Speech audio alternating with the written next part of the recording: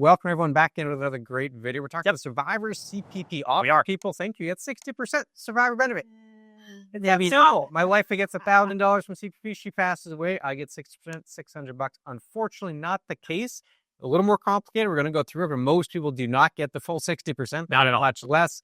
Let's understand how by starting with a few basic points here. Well, one, there is a cap. That's the first thing you got to know, that the combined retirement and survivor's benefit is subject to that maximum cap. So again, if you were collecting full and your wife you want 60%, you can't. I mean, there's a cap that you have to get. The cap's applied, and it depends on where you started your pension as to how that's going to go. Also, you don't get both pensions, right? You can't get the full one here. You can't get the full one there. The maximum you're allowed is a combined of one person only, and that's going to be the way you're going to look at it.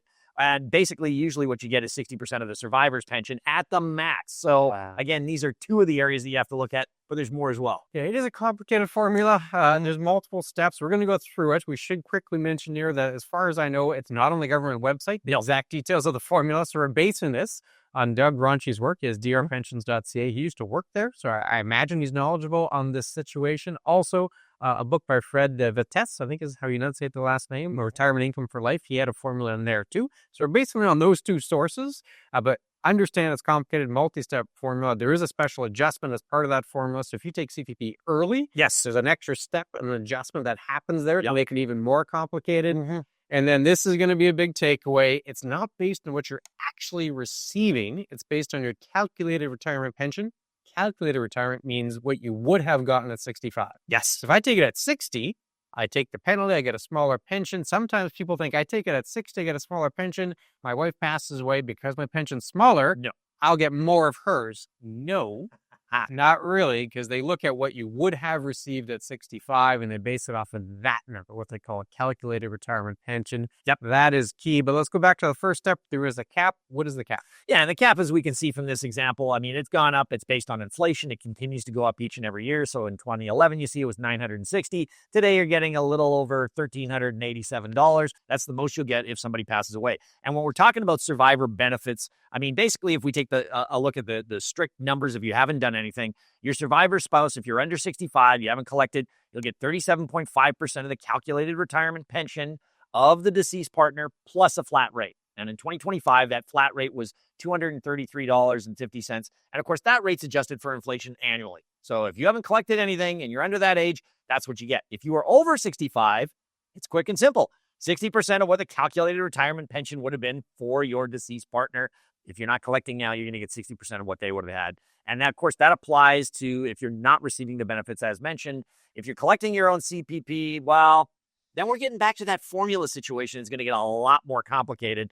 And I think the best way to deal with some of these things is dealing with an example. Absolutely. If you're not collecting CPP, it's pretty straightforward. Yep, over 65, you get this 60%. Under 65, they got a formula. Pretty straightforward. Yep. It's when you start collecting CPP, it gets complicated. When you look for an example, again, we're looking at those two sources, which was from drpensions.ca and from that book from Fred Vitesse. So keep that in mind. The example we're going to say, for example, John, because we're very original with our names, he started CPP at 60. He's getting $736 a month. Now, important to remember, he calculated retirement pension. What he would have received at 65, if he would have waited, would have been $1,150, but he took it at 60, so he had that penalty of 36% penalty, so he's only getting $736 per month.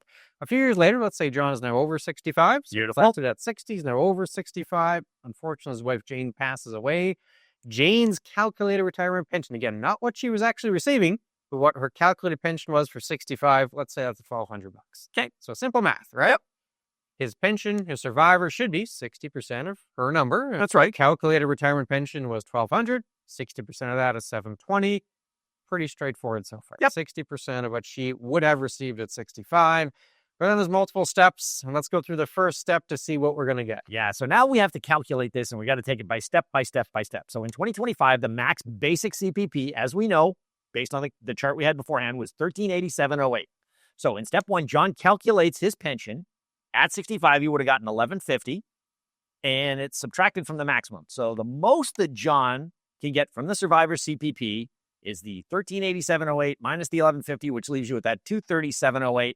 That is the max that he could get based on the formula. And the formula in step one basically determines his survivor benefit to be $237.08.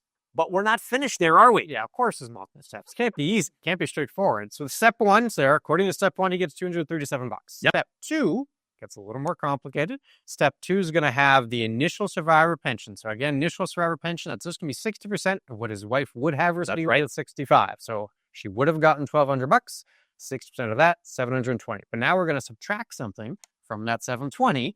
And what we're going to subtract is going to be the lesser of two options, because again, complicated formula here. The first option is 40% of the earnings-related portion of the survivor pension, effectively 40% of the 720.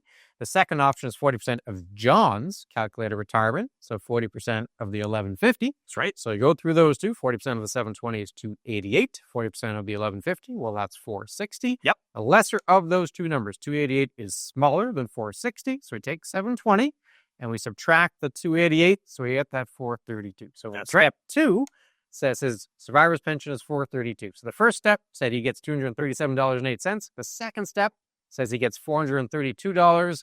There's going to be more steps here to get his final number. We can see how we're doing these calculations. Before we get too far, complicated topic here. If people have questions, how do they get answers? So to chat with ClintonandKevin.com, by all means, send us what you want to look at. If something's happened in a Survivor CPP benefit scenario or other financial questions, we'd be happy to answer them and get back to you really quick. Now, based on that, we're still not finished with our example yet because we've done one step, we've done step two. There's actually his third step. And the third step, it's basically the lesser of step one, which was $237.08, and step two, which was $432, is John's survivor pension. So if we take those two numbers, which one are we going to use? Well, $237.08 is what we've got. So John took his pension at 60, though. Since he took it early, there's even more steps that we have to include. So he was penalized 36%, so there's a special adjustment to make. Now, going back to the initial formula, we know that 60% of Jane's $1,200 and John's survivor pension would $720, but then it's reduced by $237.08, so you get a reduction of $482.92. Now, the special adjustment is to multiply John's penalty, which was 36% since he took it 5 years early, by that reduction. So 36% of the $482.92 gives you $173.85. Yeah. So when we get that number, now we add all of these things together. So we take John's CPP and his net becomes $1146.93. So you got John's CPP at $736. The survivor benefit, which we said from step two, was $237.08, and the adjustment of $173.85. That gives you everything you want. But is that 60%? No, that winds up actually being just under 35% of his wife's pension. So it's less than 60% by a considerable amount. And that is something for calculating the formula. And as we show, it is not easy to do.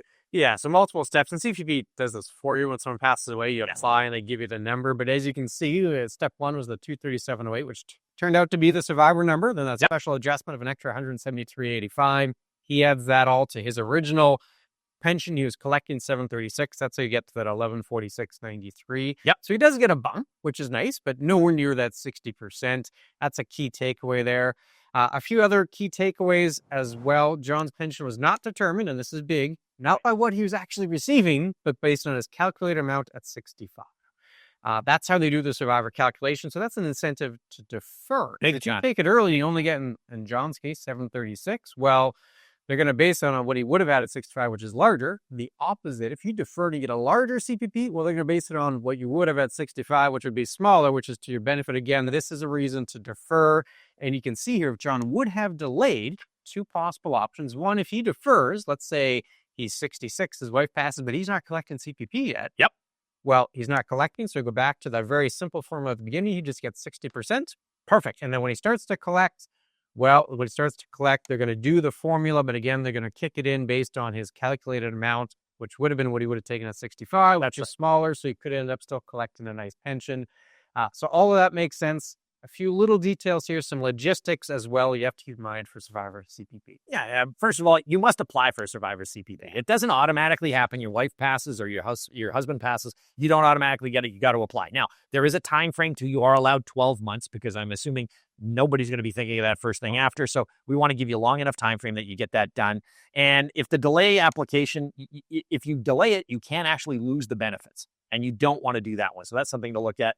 Survivor CPP, of course, as we've proven here, has a complex formula to it. And as we stated, 60% may be what they tell you, but most folks get nowhere near that 60% time frame. And that's something. So, and as you mentioned, Clint, many times, if you delay, you're going to wind up probably with more at the end of the day than if you start taking things early. So what's the most important thing to remember? You have to have a plan. That's the key there, to have a plan. And what we're trying to provide you, if you're going to do a plan, you probably don't want to depend on 60% of a survivor pension. Your plan, the complicated formula, most folks get a little less.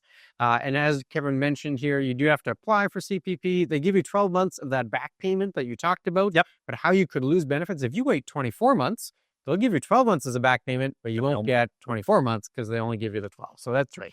You do have to apply. So all of this kind of wraps into your overall financial plan. A quick note, we do have a newsletter. So if you like topics like this, you'll certainly love our newsletter. There's a link in the description. Click to sign up. And if you like these videos, there's another one on the screen right now also about CPP. Yes. Click on that one. We'll see you again very soon. Take care.